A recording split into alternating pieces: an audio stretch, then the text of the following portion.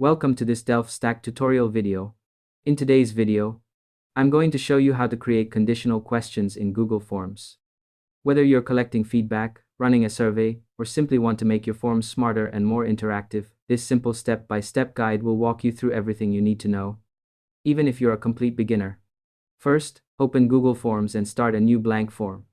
Give your form a clear and relevant title, for example, Video Feedback. Once you've done that, you can close the theme editor to focus fully on adding your questions and settings. Make sure to follow along carefully so you don't miss any important steps. Next, add your first question. Let's ask, do you like our videos? Set this as a multiple choice question, allowing only one answer. Then, type in your options, such as yes or no. This will be the main question that determines what happens next in your form, so double check that it's set up correctly. Now, add a second question that should appear only if someone answers no. For this question, ask them to please give feedback and change the response type to paragraph so they can write a detailed answer.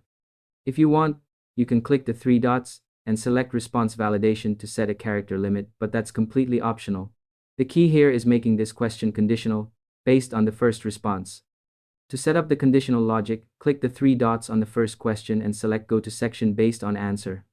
Then, choose Submit Form if the answer is yes. For no, allow the respondent to continue to the next section where the feedback question is placed. Make sure the feedback question is required. You can do this by toggling the asterisk so that it's mandatory only when someone answers no. Once you've completed these steps, preview your form to make sure everything works as expected. Test both answers to confirm the conditional logic behaves correctly. After that, you can publish the form and share the link with anyone you want. It's always a good idea to test it yourself first to ensure the form flows smoothly from start to finish. And that's all there is to it. By following these simple steps, you'll be able to create conditional questions in Google Forms easily and efficiently.